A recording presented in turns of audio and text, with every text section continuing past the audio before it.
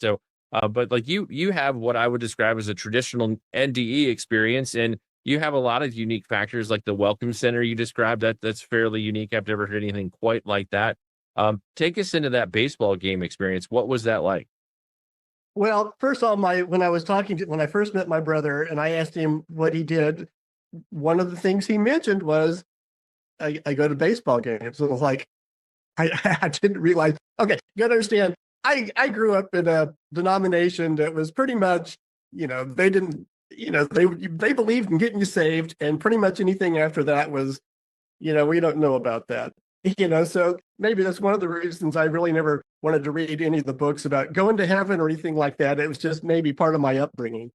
But we we went to a baseball game. I mean, all I can say is that so Marzuka's taken me to the baseball game. I didn't know that's where we were necessarily going at the time because that's when I ran into Daniel, my little boy. And so Daniel, my brother, and Marzuka and I ended up going to this baseball game. And this was like an amazing baseball stadium. Okay. I had no comprehension that they had stuff like this in heaven.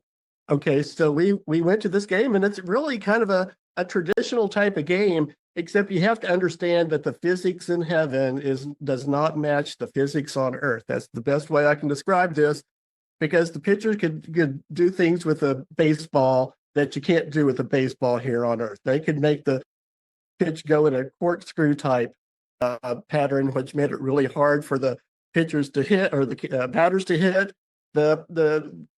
The players didn't wear protective outfits because you can't get hurt in heaven, so they didn't have face masks. They didn't have the catcher didn't have on padding or anything like that. But it was just it was like a regular baseball game, except that it just had okay. The bases are made of gold. Okay, so that's a little bit different than Earth. When you slide across the grass or the dirt falls off. The stains don't mess up your uniform.